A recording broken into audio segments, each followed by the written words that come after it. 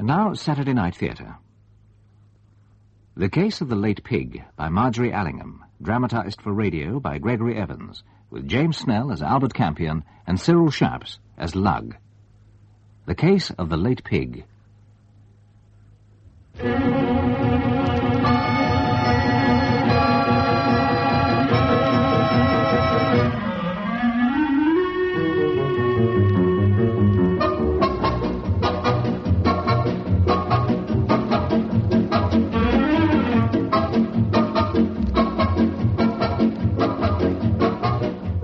The main thing to remember in autobiography, I've always thought, is not to let any damn modesty creep in to spoil the story. This adventure is mine, Albert Campion's, and I think I was pretty near brilliant in it. Though I must admit, I nearly got myself and old Lugg killed, and even now I hear a harp quintet whenever I consider it. It begins with me eating in bed. Lugg, I ought to explain, is my, gentleman. He's an old war stallion, and he came straight from serving time at His Majesty's pleasure to serving me at mine. Some time ago, Lugg acquired the habit of reading the Times to me while I eat, whether I like it or not. His taste doesn't run towards the literary and journalism, so he only reads the columns that appeal to him. He reads the deaths. How about this one, then? Peters. I was reading a letter. It interested me particularly because it was both flowery and unsigned. Lugg laid down the paper with gentle exasperation. Know anyone called Peters, Cock? Hmm? Oh, God. Peters, R.I., aged 37, on Thursday the 9th at Tevering after a short illness. Funeral, Tevering Church. Peters? Did you say R.I. Peters? Why? Know him? Well, not now. Oh? We were at school together. Sweet little angels at St. Botolph's Abbey. Pig Peters took 3 inches of skin off my chest with a rusty penknife to show I was his branded slave. He made me weep till I was sick, and I kicked him in the belly. Then he held me over an unlighted gas jet until I passed out. Blimey. I haven't seen Peter since I went into the sicker with carbon monoxide poisoning. I promised him then I'd go to his funeral. Oh, get your black suit. I like a nice funeral, when it's someone you know. Have a look at this. What do you make of it? Why should he die? He was so young. This what come this morning? Yes. There are thousands more fitting than he for the journey. Peters, Peters, saith the angel. Why? He was so strong, so unprepared. The roots are red in the earth. And the century creepeth on its way. Why should the mole move backwards? It is not yet 11. Well? Bit out the prayer book. Don't be an idiot. I remember learning it when I was a nipper. What's the machine, then? Royal, portable, new. No peculiarities. Nothing special about the paper, sold everywhere. Let's see the envelope. Oh, WC1, the old central stamp. Chuck it in the fire. I don't know. Peters, you see, this and the announcement... Don't be daft. Sling it in the fire. Lugg got up and waddled out with the tray. R.I. Peters. It was Pig, all right. I remember him booting me to persuade me to call him Rip. He was the major evil in my life, along with the devil, injustice, and Latin prose. When he fed my collection of leaf skeletons to the junior study fire, I wished he was dead. Remembering the incident 20 years later, I was mildly surprised to find that I still did. I just did a look at the map. Know where Tevering is? Should I? Couple of miles west of Keepsake. We can pop into Highwaters and see Sir Leo. I don't know. And Miss Janet. I suppose that's what decided me. Sir Leo Pursuivant is chief constable of the county and a lovely old boy. He's got a daughter, Janet. I still like her, in spite of everything.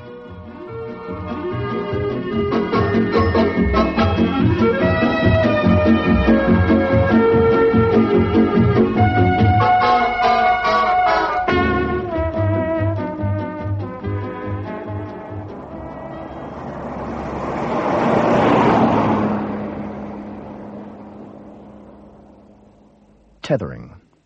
It was hardly en fete, a ploughed hill with a huddle of cottages on it.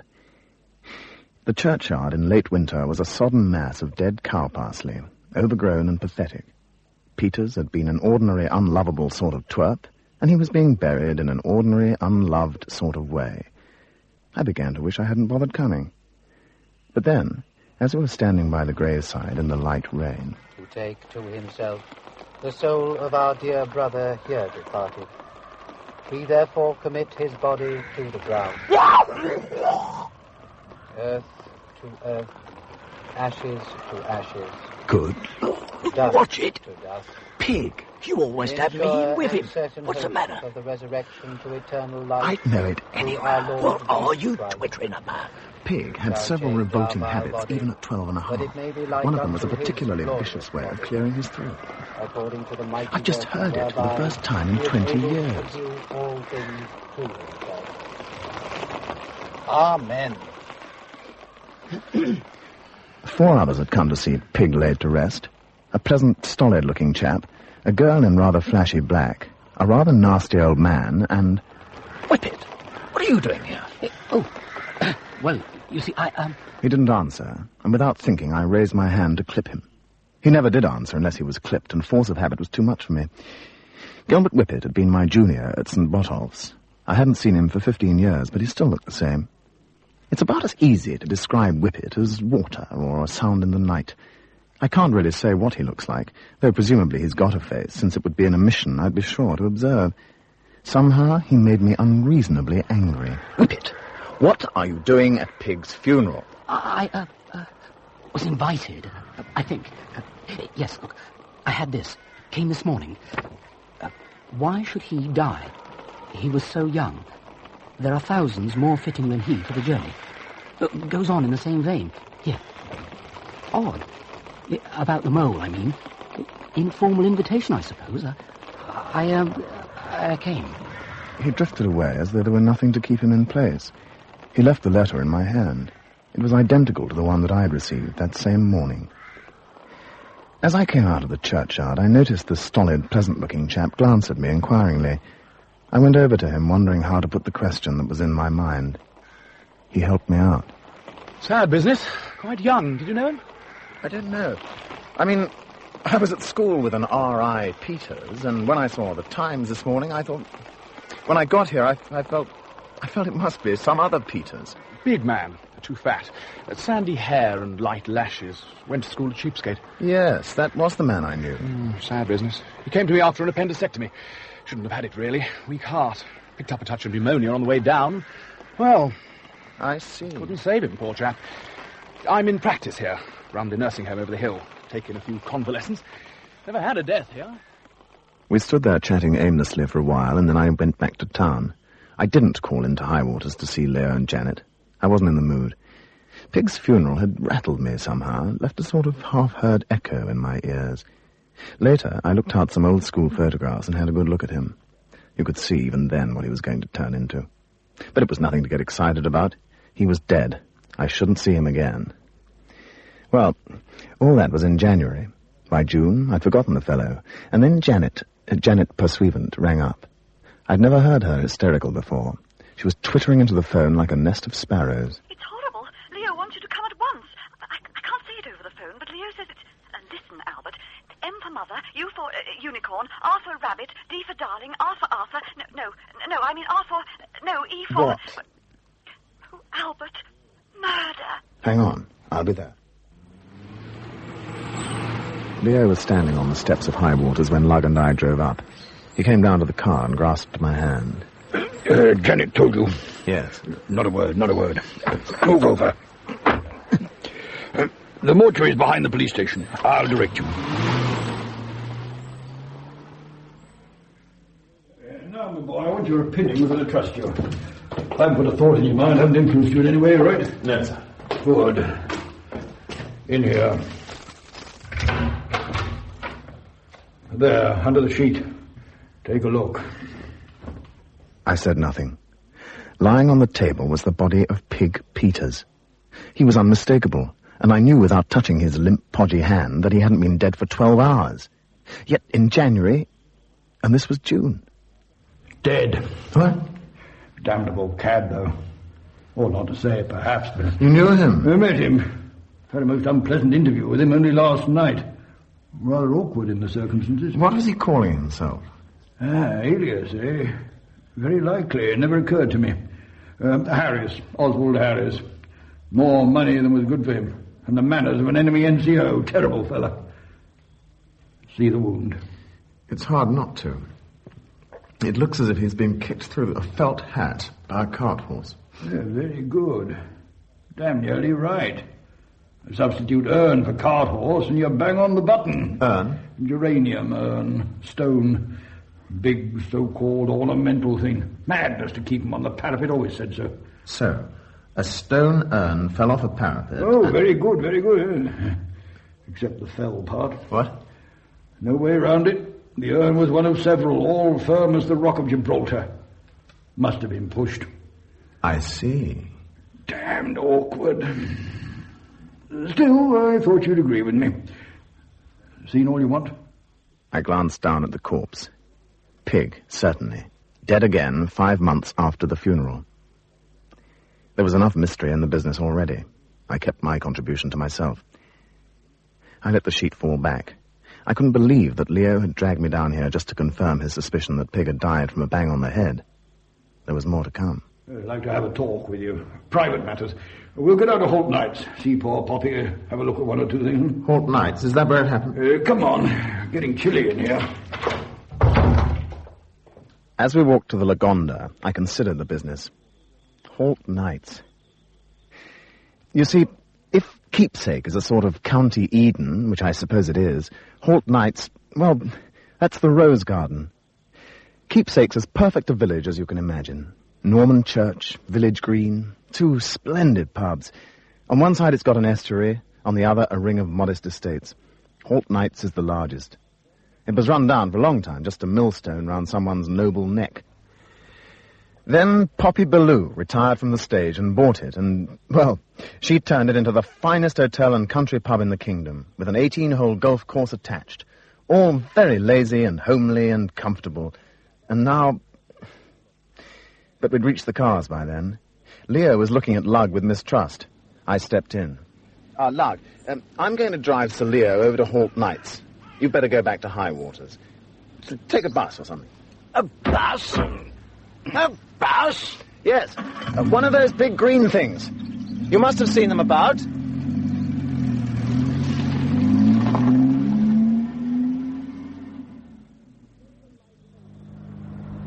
Extraordinary fellow, your man. Saved your life in the war, did he? Good Lord, no. Why? Well, just crossed my mind. Serious business, this, you know. Yeah? More than half a dozen good fellows, including myself, were in a good mind to put that Harris chap out of the way last night. What? Well, one of us must have lost his head. I'd better stop the car.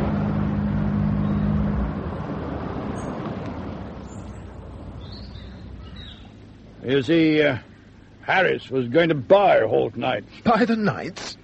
How on Well, earth? Poppy was a bit in debt, apparently.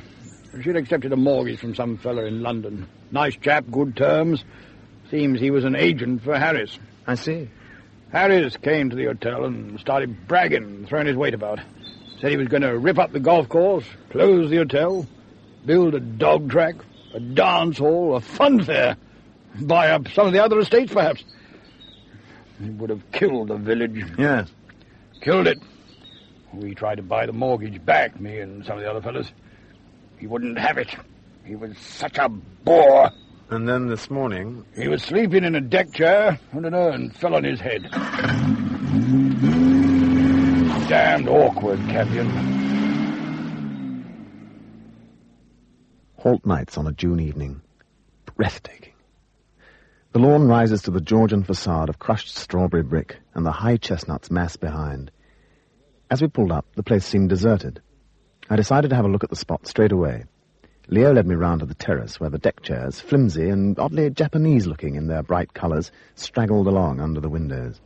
There, under that sack. Just fell off the parapet and... Good Lord! This must weigh the best part of 100 weight. I'm surprised it didn't smash him to pulp. Oh, glancing blow, my boy. There's the chair over there. Good Lord. Yeah, heap of firewood, huh? He was out here by himself, snoozing. We were playing cards in the lounge. None of us would speak to him. Childish, if you like, but there you are. Fellow was an unmitigated tick. clouds are blowing up. What? Leo! Oh, there's Poppy. Let's go in. Albert, good to see you. Leo, you're a lamb to send for him. Come and have a drink. Isn't it awful? Such a horrid man, Harry. Has Leo told you how he tried to think? It's not easy to describe Poppy. Over 50, I suppose. Tight grey curls, wide mouth, enormous blue eyes. That's the easy part. The rest? Well, she's friendly, generous, with a sort of naive obstinacy. She dresses with enough frills to rig a frigate. It suits her nature, if not her figure. You see her and you like her. That's all there is to it. But it was very wrong of someone. I'm not being silly, am I, Albert? I did tell them it was dangerous. I said it would lead to trouble. What? Last night when... Haven't you told him? But you must. It's not fair. I was coming to it. I've only had him down here half an hour. It was like this. 2 or 3 of the more hearty old pets hatched a plot. They were going to get Harris drunk and get him to sign a document relinquishing the option, right? Well, yes. I told them it was dishonest. I said it wouldn't work, and, well, it didn't. Harris just got truculent and passed out. We had to put him to bed. He went to sleep it off on the terrace next morning, and that beastly thing fell on him. Awkward, you see. Damned awkward. Leo's Inspector Percy. Pusey. Such a nice man. He's been through the servants with a tooth comb. Hasn't found a thing. Not even a brain, poor ducks. So, he looks like one of the guests. And I only have such dear people. There's going to be a hellish scandal. I think I'd better see that parapet. Be careful, my boy. The slates aren't all they should be. Well, any theory I might have had about a feather-brained cat is out of the question. I know. Someone must have lifted the thing up before they pushed it out. The parapet's wet here, just underneath where the urn would have stood. Yes, I noticed that. Do you know why it is? No idea. No water anywhere else on the parapet. No. But it must have been under the urn. Yeah, look there. Mincing down the drive. Horrible little man. Yes. Do you know him? No. Poppy seems to, though. He's been hanging around here recently. I must have a word with her about that. Let's go down. I glanced out of the window and saw the little figure at the bottom of the drive. I recognized him immediately, principally because of the extraordinary sensation of dislike he aroused in me. The last time I'd seen him was 5 months ago, weeping ostentatiously into an enormous black handkerchief at Pig's first funeral. As I steered the Lagonda back towards high waters through the yellow evening light, I did a bit of constructive thinking. I'm not one of those intellectual sleuths with a mind like an adding machine. I'm more like a bloke with a sack and the spiked stick. I collect all the odds and ends and turn out the bag in the lunch hour. Well, it seemed to me then that the bag was pretty well full, and I had a fair idea what was going to come tumbling out. One of Poppy's guests had clearly got overprotective. A sad business, I felt, but thankfully almost over. I had no idea then what was still in store. As we drove down the narrow village street, I thought of Pig and his 2 funerals, past and present. I asked Leo a question, as casually as I could. Tethering? Yes, of course I know it. Just across the field. Isn't there a nursing home there? Yes, run by Brian Kingston. Good fella. Very small, though, very small. Is he? No, the nursing home, not Kingston. Big fella, you'll like him. Yeah? Dear chap. Coming to dinner tonight, just the 4 of us. You know him well, then? Fairly well. I was playing a hand with him when this confounded urn fell and made all this trouble. Bridge? Before lunch? Good grief, no. Poker. We were just settling up when a shadow fell past the window and there was a sort of thud. It wasn't an ordinary thud and... Oh, damned unpleasant. Didn't like the look of him, did you? Dangerous. Thought a fellow you'd set the dogs on instinctively. Who? That chap we saw skulking around in the nights. Told Poppy about it, but she just brushed it off. I think I've seen him before. Where? Where was that? Oh, at a funeral somewhere. Very likely. As we rolled up the drive to high waters, Janet came down the steps to meet us. She fussed about Leo lovingly before she bundled him off to change for dinner. Her attitude to me, however, was rather different. Oh, by the way, your friend called at about 6:30, but didn't stay. I said you'd be in for dinner. Lugg, oh, so that's it. What's he done now? Oh, not Lugg. I like Lugg. Your girlfriend. Girlfriend? Did she leave a name? Yes, she did. Miss Effie Rowlandson. Never heard of her. Was she a nice girl? No. No, she was not. So I went into high waters alone. Old Pepper, pottering around in the hall doing the odd jobs that butlers do, seemed pleased to see me. Mr. Campion, how nice to have you back at high waters, sir. Thank you, Pepper. The letter came for you this morning, sir. It's on the chest. Oh, thanks. You're in your usual room, sir. I'll bring up your bags.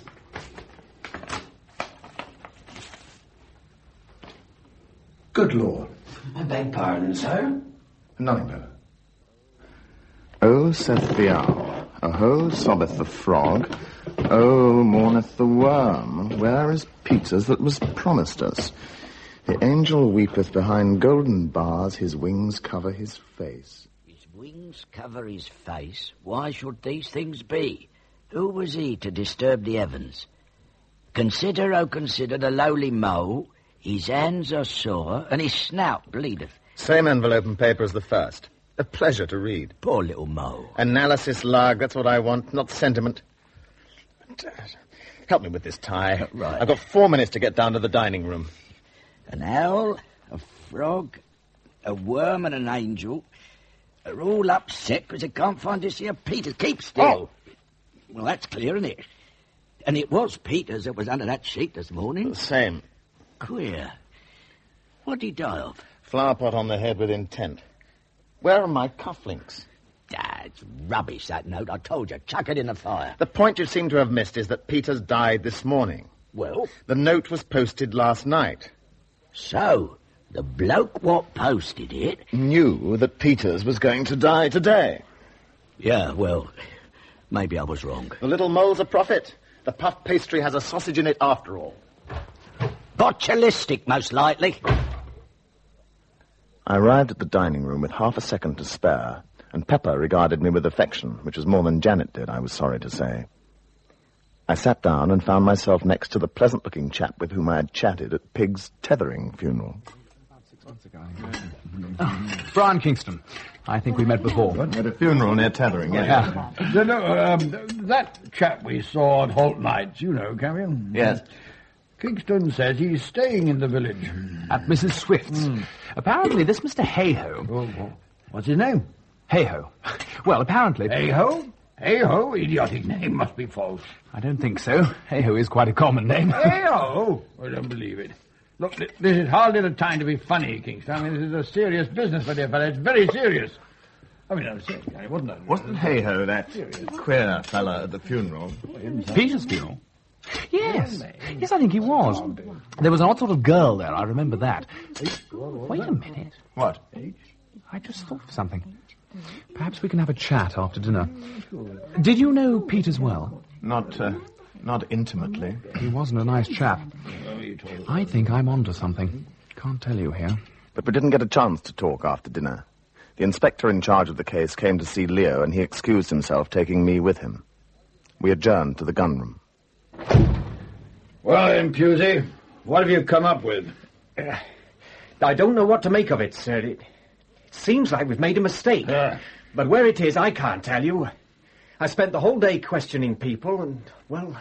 And no one but Sir Leo has a decent alibi? No, sir. Everyone has an alibi. And a good one, too. They all knew each other well. One of them couldn't have done it unless... Well, unless what? Well, go on, man. We're in lodge here. Unless all the gentlemen knew, sir. Unless you... Unless they were all in it together. Conspiracy, eh? Is that what you think? Well, sir, it hardly seems Well, feasible. I don't know, Pusey. It's an idea. But it couldn't have been so in this case. They would have all had to be in it. Don't you see? And I was there. Yes. Of course, sir. I was forgetting that. No. Impossible. We'll have to think of something else, Pusey.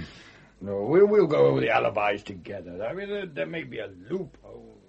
They settled down to work, and not wishing to trespass on the inspector's province, I drifted off to find Kingston. I finally tracked him down on the terrace. He was standing alone in the moonlight, smoking a cigar, and looking rather like a Hollywood leading man. He took my arm eagerly. That chap Peters. Yes? Well, this is rather in the nature of a confession. Oh, yeah? No, I didn't rob him or anything. I took down his will. I wrote it out and he signed it. I don't quite see what... Look, I know I can trust you. I have heard about you from Janet. You see, I altered it a bit. Did you now? Oh, not in substance, of course, in form. As he dictated it, it ran something like this. To that unspeakable bounder and unjailed crook, my brother, born Henry Richard Peters, whatever he may be calling himself now, I leave all that I possess. I do not do this because I like him. Well, it went on in the same vein. I didn't think it was decent. A thing like that can cause a lot of trouble. I cleaned up the wording a bit. Very sensible. But I don't quite see where this is leading. Well, you see, as soon as I saw Harris, he reminded me of someone. Tonight at dinner, when you mentioned the funeral, I remembered who it was. Peters? Yes. The more I think about it, the stronger the likeness becomes. Well, you see what I'm driving at? I think so. You think Peters and Harris are... brothers. Now I've said it, it doesn't sound so exciting, does it? Anyway, I thought there might be... There you are. I've been trying to find you. There's a call for you, Dr. Kingston. A Mrs. Bedford. Oh, yes. I've been expecting this. She's a week overdue. I'd better go. Would you say goodnight to your father for me? Of course. Good night. Good night. I'll let myself out. Thank you for a splendid evening. Quite, romantic, isn't it? Out here in the moonlight. Night-scented stocks in the garden. Nightingales in the ilex. Albert? Yes? Do you know who did this beastly murder? No, not yet. You think you'll find out? Yes, I'll find out. Albert, will you hold my hand? It'll be a dreadful shock to Leo when he has to know.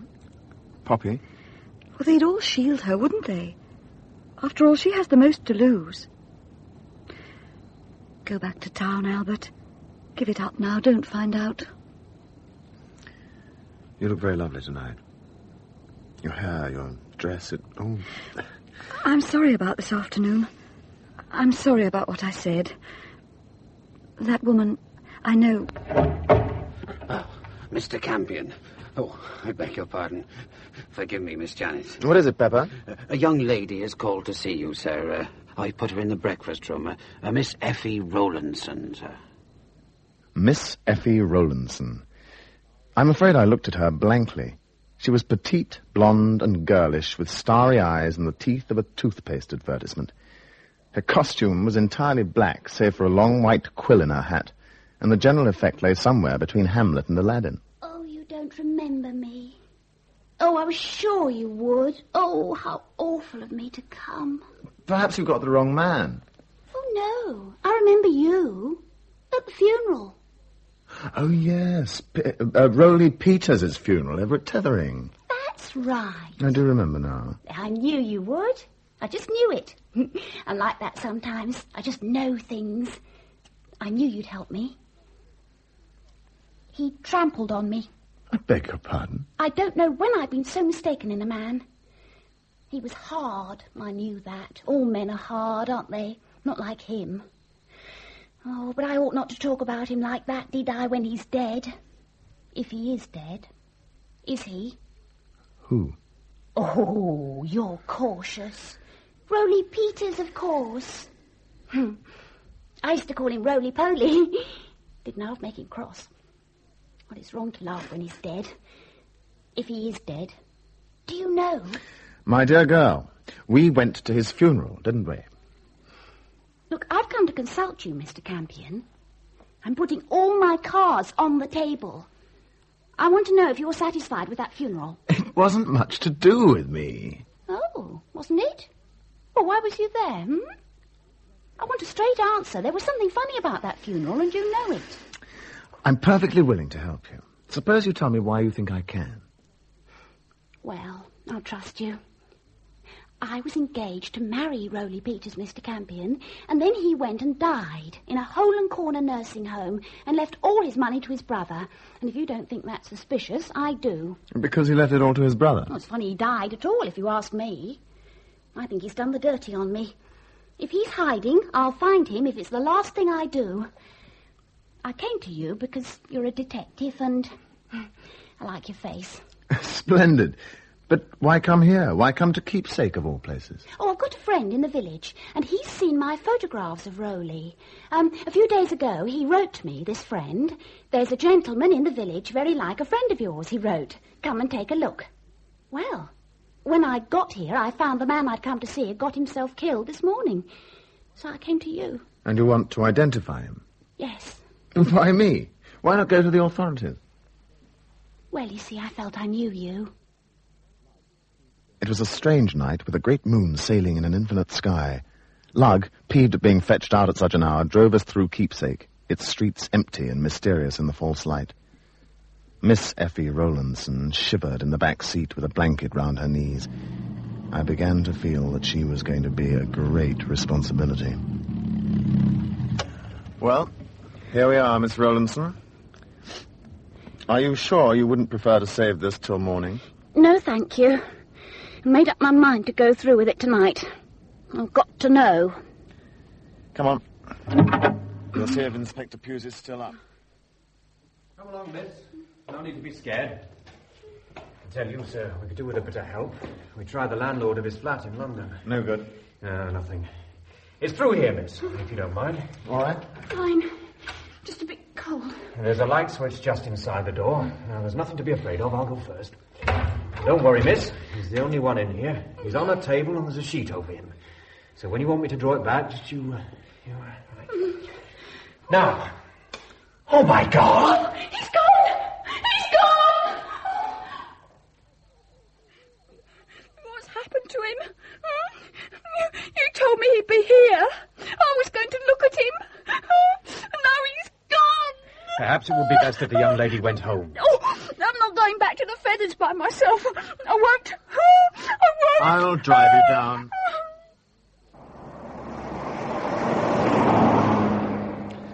The situation had all the unreality and acute discomfort of a nightmare.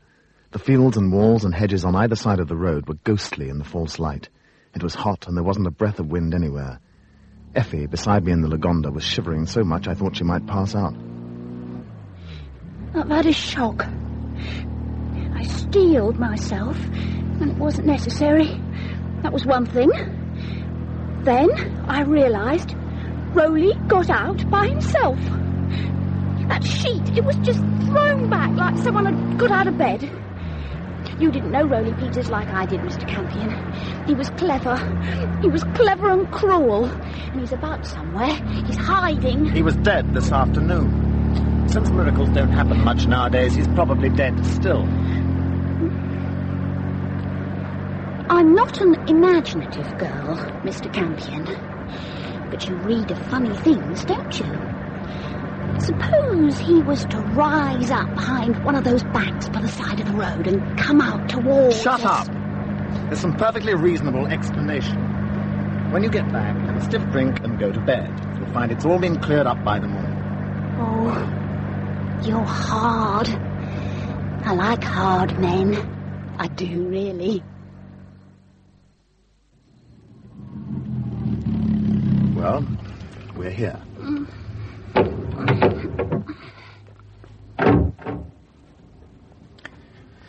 Stay by the car. Which door is it? It's the one marked club room. Expect it'll be locked. The one round here? Yes, it's that one.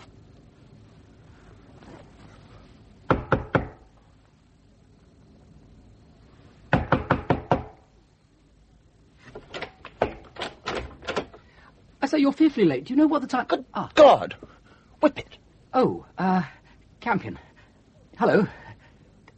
Terribly late, isn't it? I'm just off. Hey, Whip it. Where are you going? Well, bed. Where else? It is past midnight, you know. What are you doing here? Well, I heard you knock, so I thought Not here at the door, in Keepsake. Oh, well, I'm staying here for a day or two. Mr. Whippet, it's gone. It's disappeared. What shall we do? Ah, Miss Rowlandson. It's very late. It's gone. Rowley Peters' body. Oh, awkward. Holds things up so. Hmm. Well, glad to have seen you, Campion. I'll look you up sometime. You'd better go in, Miss Rowlandson. It's terribly late. Good night, Mr. Campion. Good night. Yes, good night. Oh! Your foot. You seem to have left it in the door. I can't... Look here. If you know anything about this business, you better tell me. What do you know about Peters? Nothing. I'm just staying here. Oh, I've heard the talk, of course. Close the door when Wait. You had one of those letters. Have you had any more? About the mole? Well, yes, as a matter of fact, I have. I've got it somewhere. I say it's terribly awkward, you losing the body. Have you looked in the river? The river? Do you know anything? Do you mind, Campion? You're creasing my dressing gown. Well, it's the obvious place, isn't it? Now. Oh. Look, it's fearfully late. Way past my bedtime. I'll look you up tomorrow, if I may. I don't mean to be rude, but... Oh, what's that? Well... Good night, Campion. See you tomorrow. Good luck with the body. As I drove back to the police station, I tried to reconcile Whippet's appearance with the whole mysterious business. And why the river? Why should he think the body would turn up there? I covered the half-mile in a little under a minute and pulled up outside at the same moment that another car arrived from the opposite direction. As I climbed out, I recognized Leo's respectable Humber. Is that you, Campion? Most extraordinary business. Pusey told me over the phone. I don't like monkey business with a corpse. Not a bit like my district, indecent. Pusey, anything to report? Come round and look, sir. All these windows were bolted on the inside. I checked round at about 11 o'clock. Well, the body was here then. I was thinking about bed when Mr. Campion arrived with the young lady and Mr. Lugg. Oh, he's inside, sir, drinking tea. Yes, he would be. Well, that's when we made the discovery, sir. Well, did the key leave your possession? No, sir. Pusey, I've always found you an efficient officer, but you're asking me to believe a fairy story. No, sir, you see... If the body didn't go through the windows, it must have gone through the door. And if you had the only... Excuse me, sir. But Mr. Lugg and me, we made a discovery. See, all the buildings in this yard were put up by a local builder. And, well, they've all got the same lock. I see. Any keys missing? Well, no. But, well, we've had the builder in doing a bit of work recently. There's been a lot of toing and froing. Damned inefficient. Yes. Well, there's something else we found. Look, over here. Huh? Now, this fence was perfect this afternoon. These boards have been kicked out tonight. So this was where he was brought through, Looks so, sir. Have you looked in the lane behind? Yeah, me and Mr. Lugg had a good look round, sir. There's nothing. The ground's too hard for there to be any marks. He was a heavy fella. Seems very likely it was done with a car or a cart. Yeah, excuse me, sir. I think the best thing is if we wait till morning and question all those as live nearby. In the end, we left it at that. Leo drove back to High Waters and Lugg followed in the Lagonda. Pusey went to bed, and I walked off down the lane at the back of the shed, with the moon already sinking and faint streaks of light in the east. It was colder, and I was in the mood to walk home. The lane went on for some distance between high hedges, and I sauntered on, my mind on the business.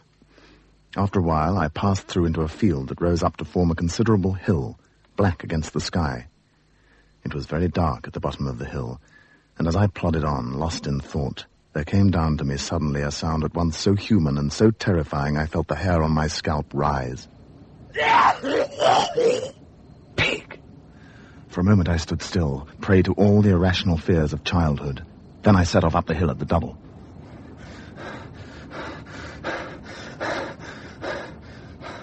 Suddenly, as I reached the brow, I saw something silhouetted against the grey sky. A tripod with something on it that I at first took to be a machine gun. It was a telescope. A very good day to you. Yes. Good day. Perhaps I have the advantage of you, sir. You are Mr. Campion.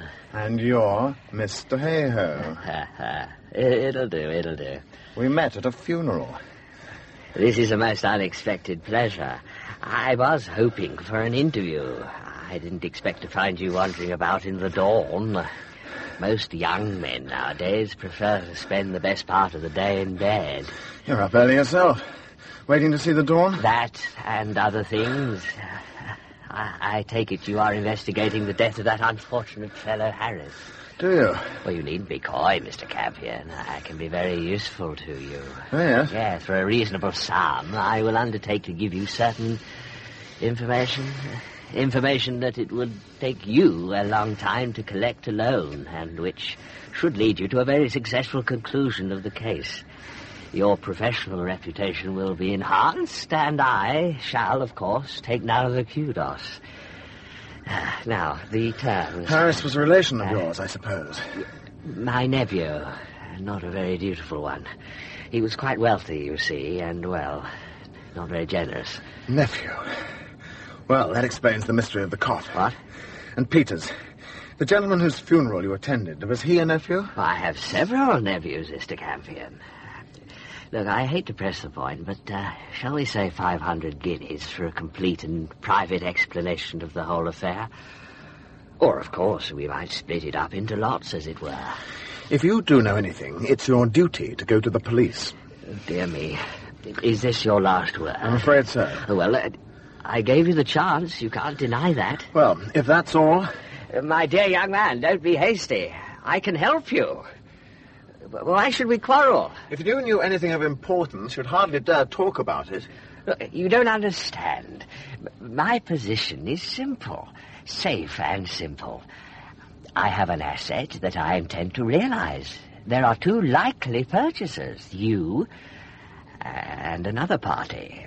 I shall simply dispose of the goods to the highest bidder. Fine. Well, I'll offer half a crown. Let me know if I'm outbid. Wait. You've a lot to lose, Mr. Campion. Suppose we meet here tomorrow morning, 7 o'clock.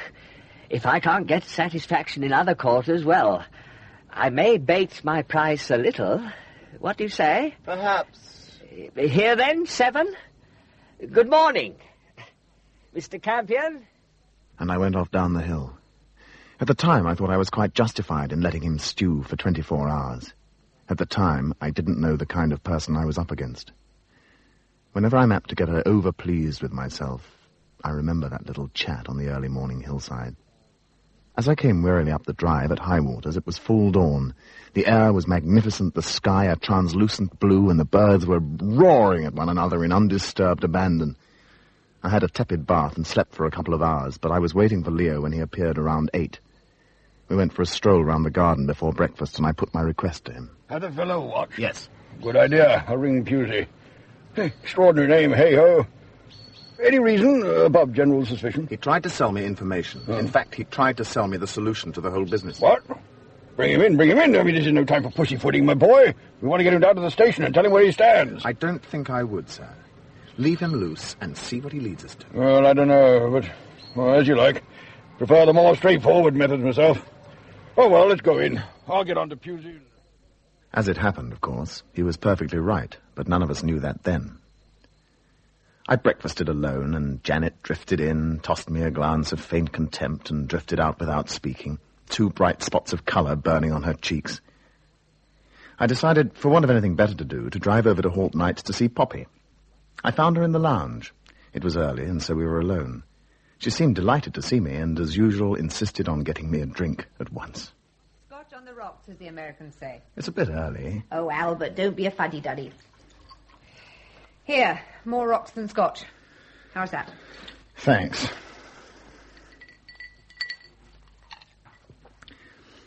Did you have any visitors yesterday morning? Someone who popped in and then left, perhaps? Well, yes, I suppose I did. I'm afraid I haven't told Leo about it. It's rather awkward. People down here are terrible snobs. I don't quite follow. It was Hey-Ho. He's an awful little bounder, but he's got to live like anyone else. Hey-Ho is a friend of yours? Oh, no, not a friend. But he came to me for help yesterday morning. He wanted to borrow money? Oh, no. I mean, I might have lent him £1 or 2, but you wouldn't say he borrowed money. You see, he came to me and told me the whole story. Harris was his nephew, apparently, and there'd been a lot of jiggery-pokery going on. This little tick Harris had done Hey-Ho out of all his money. Well, I mean, I knew what Harris was like, so I could quite believe him. I let him into Harris's room. You what? Oh, Harris was in there at the time. Hey-Ho wanted to see him privately. There was an awful row, and Harris sent him away with the flea in his ear. I never told Leo. And that was on the morning that Harris was killed? Well, yes, of course. Yesterday. Well, how do you know Hey-Ho wasn't here when the urn toppled off so conveniently? It wasn't convenient, Albert. My God, look at the mess. It certainly wasn't convenient. Poppy. He wasn't here. He left a long time before that. I know what goes on in my own house, I hope. I know it's the fashion around here to think I'm a dear, silly old fool, but I'm not completely demented. Here, let me freshen up your glass. Thanks. And so why was Hay-Ho here yesterday evening? Well, it's difficult to explain. He came to offer me his help as a man of the world. Thanks. I think he really came to scrounge a drink.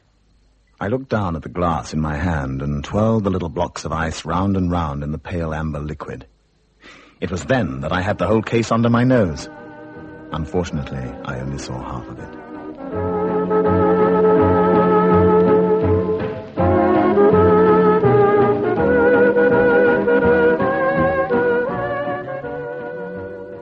I hadn't had time to consider this for very long when I heard the sound of a car on the gravel outside, and thinking it might be Leo, Poppy and I strolled out to meet him.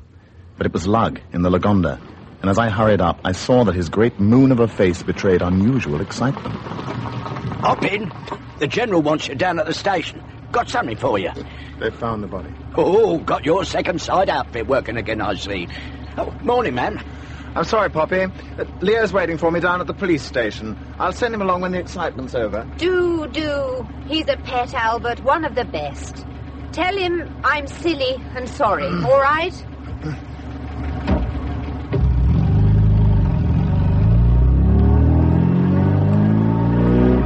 Where was it? In the river. The river? Calm as you please. Bloke in a fishing boat picked it up. But... dear me. Funny place we come to. First they bang a chap on the head, then they sling him in the river. Some persons are never satisfied, really. But why the river? It's bound to be found sooner or later. It's an outrage. Disgraceful. In my own village, it shocked me, Campion. There was no point in it. I mean, it's wanton mischief. Do you think so? What do you mean? I think there should be a post-mortem. What? Someone good, but someone discreet as well. Not Kingston, for heaven's sake. Anyone else locally do? Well, yes, there's old Professor Farrington. He did something of the sort for us some time ago. But you can see for yourself the cause of death. Are we justified in having a post-mortem? It's always justified in the case of a violent death. Yeah. When you saw the body yesterday, did you notice anything that put such an idea into your head? No, I didn't. But this makes all the difference. Water has a peculiar property, doesn't it? What do you mean? It washes things. As I walked out of the police station, I was thinking of Whippet. Whippet and the anonymous letters, Whippet and Effie Rowlandson, Whippet and his extraordinary guess about the river, if it was a guess. I decided to look for Whippet. He wasn't at his hotel, and in the end I had to go back to High Waters unsatisfied. After lunch, I decided to take a turn about the garden to try to get a few things straight. It was one of those vivid summer days that are hot without being uncomfortable. As I walked down the grass path between the lavender hedges, I heard the sound of voices, and something familiar about one of them caught my attention. 2 deck chairs were placed side by side on the rose lawn with their backs to me, and I heard Janet laugh. At the sound of my approach, her companion rose, neat and cool in his white flannels. I experienced an odd sensation, half relief and half exasperation. Whippet! Campion! Found you at last. I've been searching for you all over the place, my dear fellow. Oh, yes, where? Oh, here and there, roundabout. I've been busy. Hello, Janet. Now, this is a nice friend of yours, Albert. Oh, do sit down. There's a deck chair over there.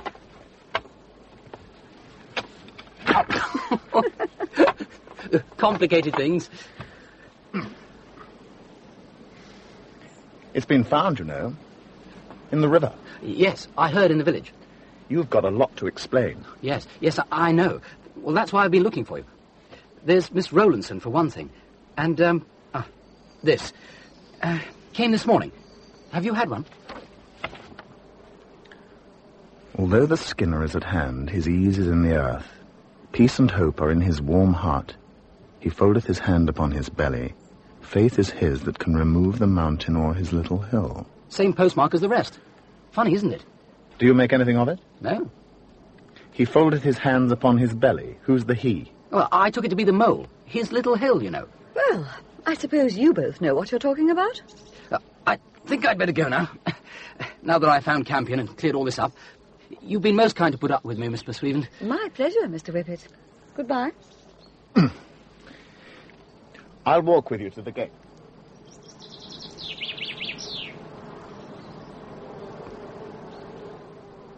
Look, Whippet, you'll have to explain. What are you doing in this business in the first place? Who's that girl, Effie? She's got a strong personality, Campion. I met her at Pig's funeral, and she sort of, well, collected me. When she asked me to drive her down here yesterday, well... What about the letters? You're not supposed to take them seriously, are you?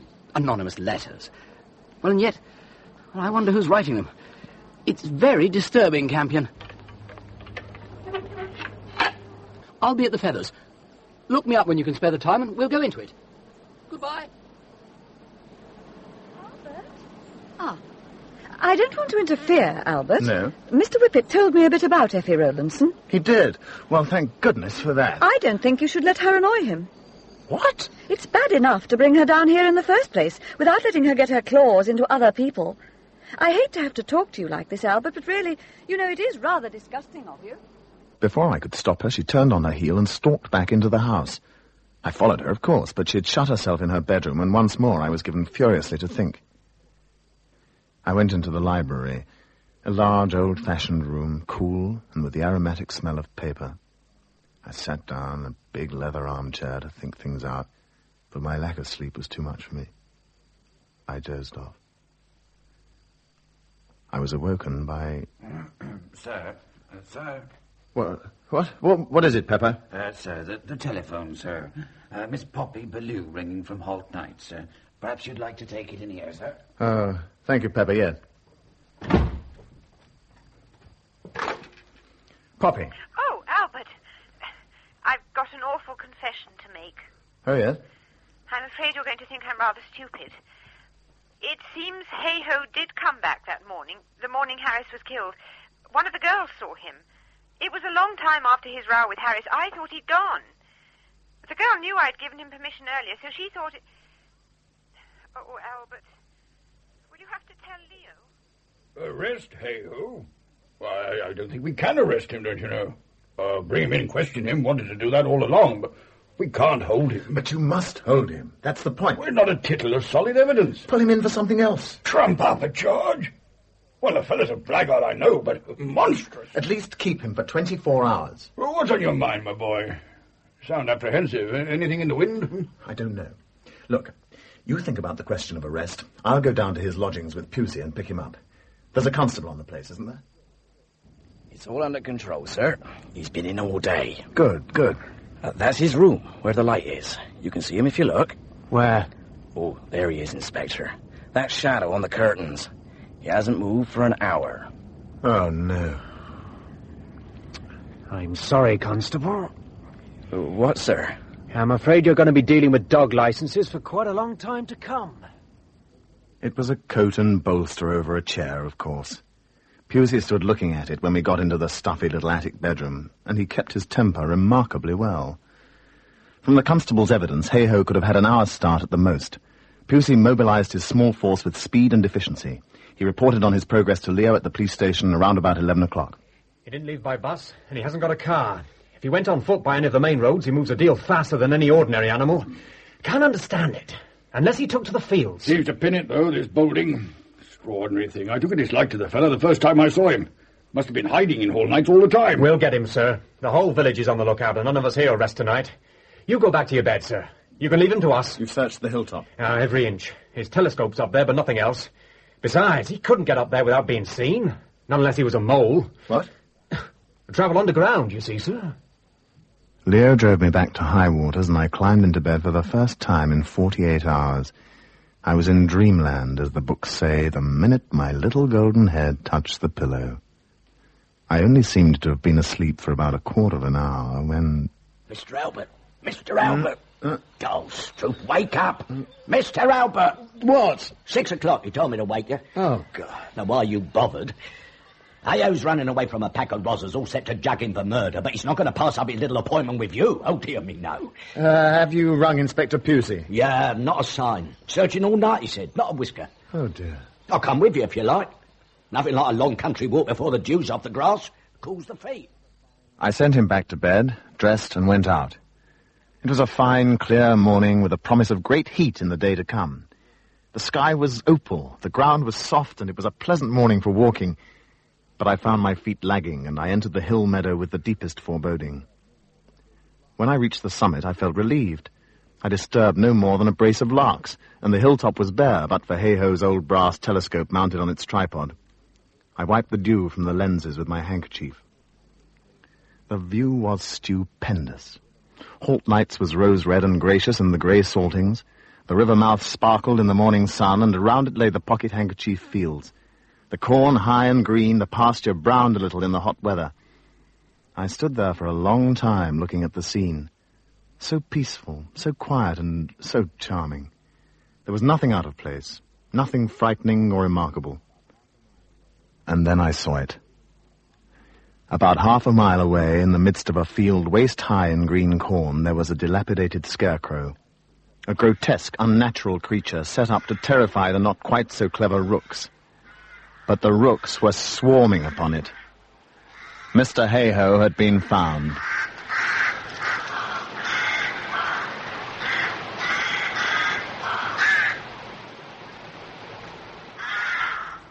Just one, you think, sir? It looks that way. One thrust, strong and deep, over the collarbone and into the jugular. Done here, do you think? The road's just over there.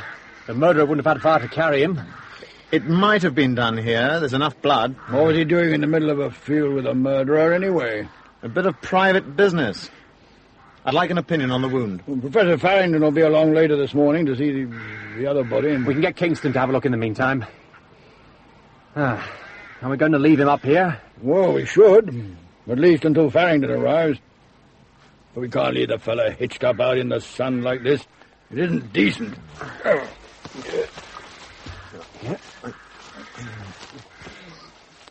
Pusey and I took Hay-Ho's body off the piece of broken paling and laid it down among the green, whispering corn.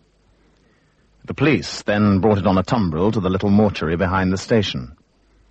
Leo and I stood alone in the mortuary shed between the two white-covered things that had come to upset so violently the time-honored piece of keepsake. This is what you were afraid of. Something like this. He had definite information, you see. He talked about it. But who's done it, Campion? Don't you see, my boy, a terrible thing is happening. It's the strangers who are being killed off. The field's narrowing down to our own people. Good God, what's to be done now? Come. I've got Dr. Kingston outside, sir. Very anxious to help. Oh, well, better have him in. And I've sent a constable down to fetch Miss Rowlandson to have a look at, well, the other gentleman. She'll be back any time. Good. Right. Well, if you'd like to go in, Dr. Kingston, it's, this one here. Oh, dear me, quite a mess, isn't it? Well, it looks like it was done with something, narrow and sharp. A dagger. A trophy, perhaps. Something like, you know, the ones on the wall of the billiard room at Holt Knights. That kind of shape. Now, there's nothing to worry about, Miss Rowlandson. No more nasty shocks. Are you ready? Yes. Oh. Yes. Yes, that's Rowley Peters. Are you sure? Oh, yes. I wasn't in love with him, but I'm sorry he's dead. Now, come on, miss. Let's go back to the station and have a cup of tea. We better get a statement down on paper. He used to take me out a lot. We got engaged, or nearly engaged. And then... Oh, Mr. Campion, you know the rest. Yes.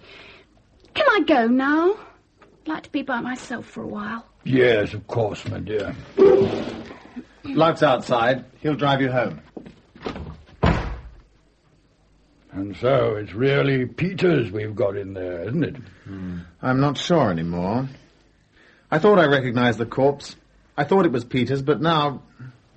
You can't really identify a man after 25 years, and the two brothers are obviously alike. Does it matter? They're both dead. Whereas the murderer, on the other hand... is still roaming around somewhere. Good morning, Inspector. Ah, Professor Farrington. You've got a remarkable amount of bodies here. I heard from Sir Leo what you were suggesting. It's diabolical, a diabolical thing. Then you think I'm right? Not so fast. I wouldn't dare give an opinion without a careful autopsy. No, of course. But you may be right. I wouldn't be at all surprised. We'll know before long.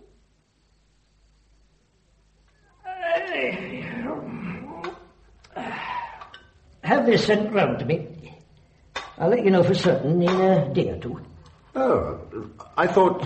But I think I dare express an opinion, a very tentative one, you understand, that he met his death sometime before he had that crack on his head.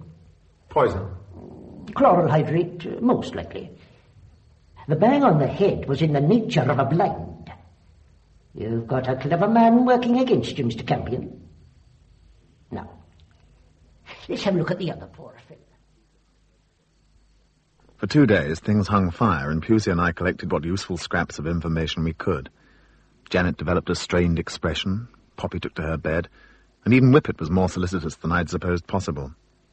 I packed him off to talk to Janet, who was kind enough to put up with him. Kingston, of course, was very much in the foreground, and I even found him useful. He was an inveterate gossip with a cavalier regard for the laws of libel. Leo was perhaps the worst affected of us all. He sat in his gun-room staring mournfully at his magnificent collection of sporting trophies. A mass of papers lay disregarded on his desk. We've got 10 days. The inquests have been adjourned to give us a breathing space, but that means we've got to get results. Every morning I wake up wondering what the day's going to bring forth. We've got a killer at large in the village. God knows where he's going to strike next. And what have we got? Nothing. Oh, Leo, come on. It's not as bad as all that. Kingston's put me on to Peters' solicitors. Peters. We've got 2 Peters. We don't know which is which. The first Peters, the one who died in Kingston's nursing home. Apparently, he was insured with mutual ordered life endowment for £20,000. Yeah, so it all went to Harris? Yes. Yeah, thanks. Interesting. But what does it mean? Oh, look, Campion, I've known you since you were a child. And I know when there's something on your mind. If you know anything, you must tell me. I think I could bear anything rather than this uncertainty. Oh, Leo. I'm not sure. Well, it doesn't matter. I must know. I know how the first murder was done, and I think I know who did it, but I'm not sure. At this stage, proof is impossible. Give me another day or 2. Well, I'd rather you told me now. We can't do anything without evidence. 48 hours. Very well. There is something, though. Can you get a Home Office order for the exhumation of R.I. Peters, buried over at Tethering last January? Well, I could try. But, my dear fellow, identification after all this time. I've got an idea about that. And it's important? I don't know. I think so. Well, I'll see what I can do. Can I use the phone? Yes, of course. Anyone interested? Dr. Kingston. Oh, been making a bit of a nuisance of himself lately. A bit too much like a schoolboy. He should enjoy this, then. I'm going to ask him to show me round his graveyard. No, really. I'm glad of something different to do. It's been a quiet day. You said you were interested in the soil. That's right. Well, yes. I think there might be some kind of preservative. About a year ago, a grave digger dragged me out to see a most odd thing. He opened up a grave to put in a relation of the dead woman, and the coffin lid had come off. She'd been in the ground for 3 years, but the body was almost perfect. How did you guess? Cow parsley. You often find it growing in soil like that. Oh. Wait a minute. You're not thinking of an exhumation, are you? Perhaps. I say, that'd be rather jolly. Exciting. I've never been present at an exhumation. Nothing fixed, so you'd better keep quiet about it. Gossip could be fatal. A question of identification, I suppose. What a stroke of luck he was buried here. In 99 cemeteries out of 100. Yes, but do keep quiet about it, for heaven's sake. Oh, yes, of course. Besides, I don't see a soul to talk to. The following day, the 3rd since Hay-Ho had been found, I woke up with a sensation of apprehension, a premonition that things were going to move, although if I'd known in what direction, I don't think I'd have got out of bed. It began with Professor Farrington's report. He came over to make it verbally while I was at the station with Pusey. It was chloral hydrate. So, he was poisoned? Well, it's difficult to decide how much the man had taken before his death. There's no way of knowing, you see, whether when the stone crashed down on his head, he was already dead, or just drugged. What would the chloral hydrate have done exactly? Made him sleepy. If you came on a man suffering from a small dose of the poison, you'd think he was in a deep, natural sleep. What about Hey-Ho? Oh, there's no funny business there. Very brutal. One quick thrust. Yes. It was an interesting wound. Remarkably lucky or delivered by someone who was no fool. Caught him just over the collarbone and went straight down into the neck. He died at once. And the knife? I can draw it for you. Or at least the blade. Long and thin, you see. Like this. I left them together and went off to find Whippet. Neither he nor Effie Rowlandson were at the Feathers when I arrived, but presently he came up alone in his baby Austin. I've been house hunting. There's a little villa down the road that interests me. I like empty houses, don't you? Whenever I'm in a district, I look at empty houses. We must look together sometime. Yes, well, I really haven't got time at the moment. Look, I wanted to ask you, did you ever talk to Hey-Ho? Oh, yes. Yes, I had several conversations with him. Not a nice fellow. Tried to borrow money. Very likely. What else did you talk about? Natural history, I think, mostly. Flora and fauna, you know. Some are born blind, some achieve blindness, some have blindness thrust upon them. Moles come into the first category, don't they? I went back to High Waters. There, the thing I had not foreseen, the thing for which I shall never forgive myself, awaited me. Lugg had gone.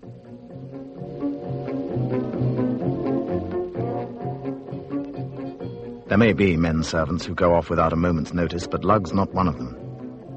We searched and searched, but there was no sign of him. He disappeared as mysteriously as Hey-Ho had done, wandered into the fields and vanished in precisely the same way. I didn't know what to do. In the end, I rang Kingston. Glad you called me. I came over right away. There's obviously no time to lose. So what's your idea? That chap Whippet. I've been keeping an eye on him. Oh, I know, old school friend and all that, but you don't really know him, do you? And someone must be behind all this. Well, go on. There's a house, an empty villa all by itself at the end of a partly made-up road. Whippet's been down there once or twice, poking around. I think he actually got the key from the agents. Didn't it occur to you that Hey-Ho probably wasn't killed in that open field? It's a lonely little place, just right for a spot of bother. I think we should take a look. Well, I suppose anything's better than hanging around here. All right, come on. We'd better take your car, it's faster.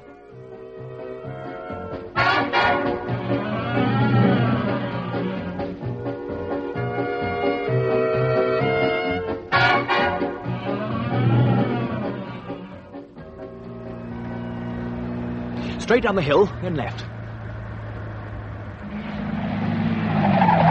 Look out! Oh, it's all right. Pull over. No time. You haven't been sleeping. Pull in there. I've got a hip flask in my bag. Pull in, or I won't be responsible.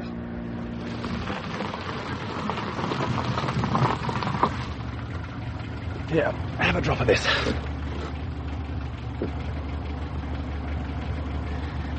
You're right. That is better. I think I'll have another. Just what I needed. Can I hang on to the flask for a while? Of course.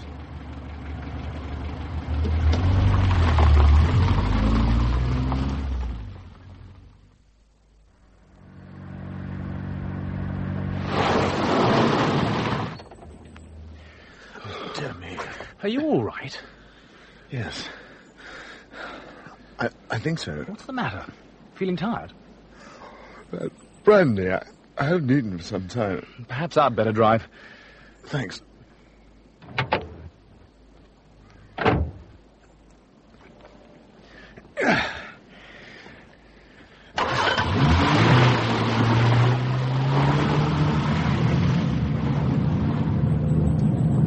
Got to get alive.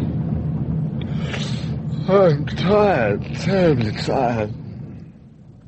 I was aware of him pulling up, and through my half-closed eyes I saw a dilapidated little villa, its white stucco streaked with many rains. At the side of the house there was a garage with a badly made drive leading up to it. I was aware of Kingston unlocking the door of the garage, and then I was down at the bottom of the car, my eyes closed and my breath coming at regular intervals.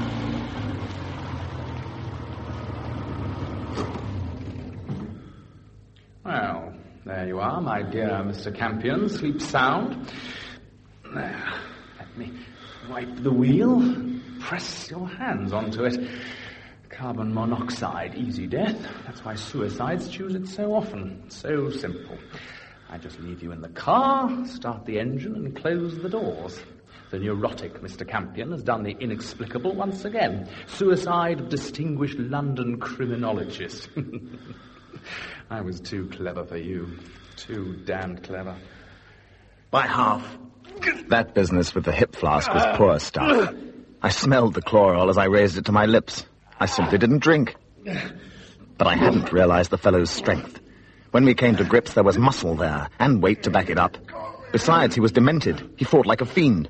I no longer had any doubts about the identity of the hand that put the knife into Hay-Ho's neck. His great shoulders hunched against the light. He leapt on me and we fell to the ground. I nearly escaped him once. I'd nearly reached the doors when something like a vice seized me round the throat. I was lifted bodily and my head crashed down onto the concrete floor. It was like going down very suddenly in a lift. It went on, and at the end there was darkness. I came up slowly in little jerks. I was aware that my arms were moving up and down in a slow rhythmic movement I couldn't control, and then I was gasping, fighting for breath. Look out, you're doing nicely. Now, don't get excited. Steady yourself. The voice came to me like a dream, and I saw through the fog a ridiculous small boy with ink smeared all over his face looking down at my bed in the sicker. Then the ink disappeared, but I still saw the same face. Take it easy. Whip it. What are you... Take it easy. Lugg, for God's sake, we've got to get Lugg. I know. Here, let me help you up. Oh, positively dangerous, isn't he? I let Kingston get away before I got you out. I didn't want two of you on my hands. He took your car. Come on. We've got to get to him before it's too late. A fellow came by on a bicycle a moment ago. I've sent him off to tell the others. He's going to send the whole crowd up to the nursing home. I thought that was best. I've got my car in the meadow round the back. Let's go to tethering straight away, shall we? How do you feel now? Right. And I've got a terrible vision of Lugg hoist up on a scarecrow stake as high as Nelson's column. Doesn't this thing go any faster?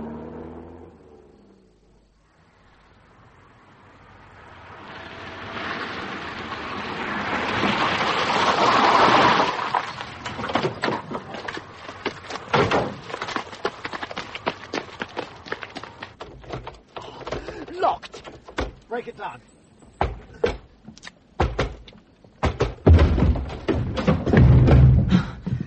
It's like a barracks. Where do we begin? Upstairs, quick.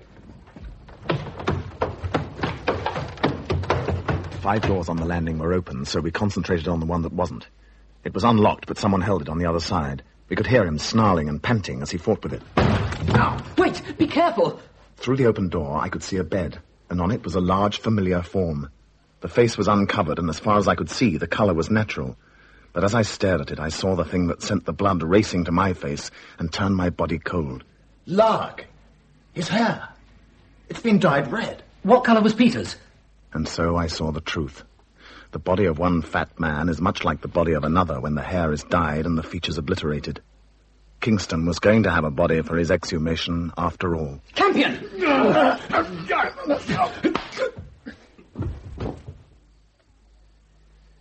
It's all right, Whippet.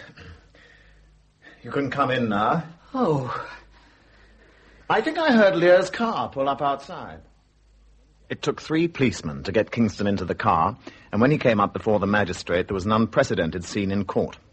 At the assizes, the counsel pleaded insanity, a defence which failed, and I think justifiably. But that was later. My own concern at the time was Lugg. For a long time, it was touch and go. It was chloral hydrate again. Kingston didn't want any wound showing on his exhibition corpse. What the finishing process was going to be, I can only guess. I don't like to think of it even now. Lugg told us his story as soon as we got him round. It was elementary. He just rang me up. Suppose he made sure you was out first. What did he say? Give me a message. It was supposed to be from you. Work in town or something. Said you wanted to see me at his place first. And he picked you up? That's right. Well, that's why no one saw a car. If it was Kingston's car, no one would notice it. It's too well known. Well, anyway, he drove me to his place and he told me to wait for a while. Got me a beer. I thought he was a real gentleman. And you drank it? Well, of course I drank it. How was I to know you was leading this bloke up the garden with you come and hold me hand every 5 minutes? You stuffed him full of this exhumation, thinking he'd go for you, I suppose. Never thought of me. Isn't that you all over? Let's be thankful you're alive to tell the tale. Oh, I am. But what about this orange barnet? I've got to shave my head now. What me London friends going to say? Holiday in the country? Oh, yes, very likely. Little place called Wormwood, was it? Or maybe Dartmoor or Brixton. During the next 24 hours, we worked incessantly, and at the end of it, the case against Kingston was complete. It was on the evening of the day on which the exhumation had taken place that Leo, Janet, and I went down to Holt Knights. Leo was still seething. Bricks. Yellow bricks wrapped in a blanket and nailed in a coffin. Even now I don't see how he did it alone. He wasn't alone. He had Peters to help him. You're terribly confusing. How many brothers were there? None. Only the one inimitable pig. But why go to all that trouble of pretending he died in January? Insurance. £20,000 my pocket. He and Kingston were going to do a deal. Tie up with a medical man and let mutual ordered life endowments solve your money problems. Pig invented the brother, and they killed him off together. Yellow bricks. Neat. Very. So why didn't it work? Because Pig was a crook, basically. He wouldn't pay up. Once the deed had been done, Pig had Kingston by the short and curlies. I think he kept his doctor pal on a string, promising, and then laughing at him. He didn't reckon with the sort of man he was dealing with. Mad? Well, not quite. And what about Hey-Ho? Wicked uncle finds wicked nephew in clover and wants to browse too. Another danger for Kingston. Yeah, I think we had him to dinner. Terrible fella. Hey-Ho blackmailed him, I suppose, after guessing the truth, huh? Hey-Ho was certainly selling discretion, but I don't think he even guessed Kingston killed Pig. He made an appointment with Kingston to talk it over, and they chose the empty house. Kingston killed him there, and later on carried him to the cornfield where we found him. Oh, he deceived us all very well. I never dreamed. Utterly deceived. Seemed a decent enough fella. Yes, he was amazing. My arrival must have shaken him up, but he trotted out that brother story immediately and made it sound convincing. The only mistake he made was in dumping the body in the river when I said I was going to examine it. He acted on impulse. He saw his way and went straight for it every time. You ought not to have walked into that last trap he set for you. I had to. We had no proof. He'd have got clean away with the first two efforts. All the same, I don't think I'd have been so foolhardy if it hadn't been for Lugg. All the same, you'd have looked pretty green if it hadn't been for Gilbert. Gilbert? Whippet. Oh, yeah. We had a word or two on the phone before Kingston picked me up. We guessed that if Kingston was going to try anything, he'd take me to that empty house. But still, I shouldn't have been so brave without him. Then you know about Gilbert. How much do you know? A little. Tell me. Leo was on the point of demanding an explanation when we pulled up at the Knights. We found Poppy, Pusey, and Whippet waiting for us in the lounge, and when we were all sitting round with the ice cubes clinking in our tall glasses, Poppy suddenly turned on me. You've made a mistake, Albert. I don't want to be unkind, dear, and I do think you're very clever. But how could Dr. Kingston have killed Harris or Peters or whatever his name was when he was in this room playing poker with Leo? Yes, that's right. Quite forgot. Just cashing in his queen pot when bang, down came the urn. You said yourself it couldn't have been an accident. It had occurred to me, sir, too. I was going to mention it. Well, I think the time has come for me to do my parlour trick. What? Poppy, when Dr. Kingston called that morning, you gave him a drink, didn't you? Of course. What was it? Oh, scotch on the rocks, highball, something like that. With ice? Oh, yes. It was a blazing day. And do you know where he was all morning? Well, no, not really. Did he go upstairs? Yes. He went to have a look at one of the girls. She had a touch of flu. Was he up there long? Well, yes, he was. Quite a while now, I come to think of it. But I don't see. This was a long time before that vase fell on, Harris. While he was upstairs, Kingston went in to see Harris, alias Pig. Pig had a shocking hangover, and he asked Kingston for something for it. Kingston had some chloral in his bag. It's a reputable narcotic used in small quantities. He gave Pig a tidy dose, and Pig staggered out and settled down in the deck chair. Yeah, but even so... Wait a minute. Kingston was just going to let Pig die of the chloral, but that was risky. He noticed the position of the deck chair and the vase right above it. He sipped his drink, and he saw his chance. But my dear fellow, I keep telling you, he was with me. It was the drink that did it. He had 2 or 3 solid cubes of ice in his glass. He slipped upstairs. The rest was easy. He took the urn out of the socket that kept it in place and balanced it on its peg half over the ledge. He propped it up on the ice cubes and went down and played poker. Good God. Amazing. Oh, there was a risk that someone would notice, but, well, it was small. No one did. He just had to wait. Until the ice melted and the urn fell. Oh, it's horrible. Powerful smart. If I might ask you, sir, how did you come to think of that? The moss on the ledge was damp when I first arrived. It didn't dawn on me at first, but when I had a drink here the other day and I saw the ice, it just slotted into place. Wonderful. I was after the same fellow, of course, but the alibi put me out. Mr.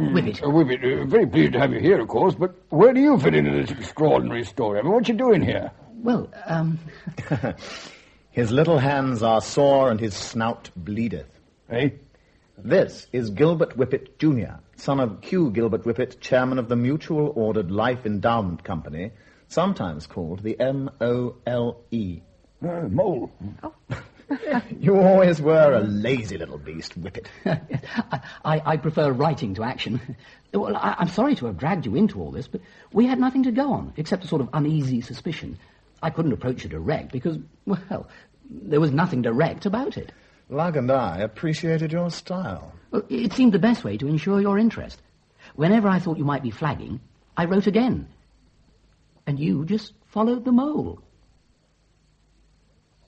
When Lugg and I set off for London the next day, Poppy, who had come to High Waters for lunch, stood with Leo and waved goodbye to us from the lawn. The sky was dappled blue and white, the birds sang, and the air smelled of hay. Janet, with Whippet in tow, came running out to us just before we started off. Her eyes were dancing, and she looked adorable. Congratulate us, Albert. We're engaged. Isn't it wonderful? What? Yes. Congratulations. I hope you'll be very happy. I'm indebted to you, Campion.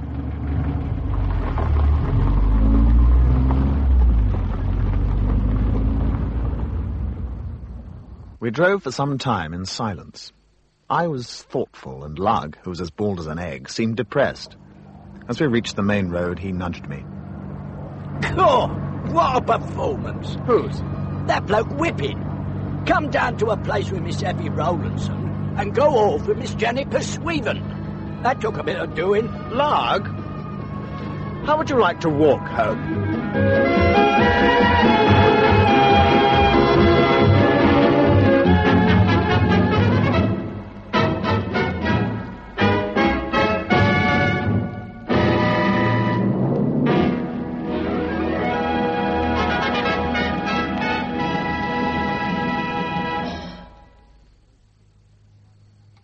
The Case of the Late Pig by Margery Allingham was dramatised for radio by Gregory Evans.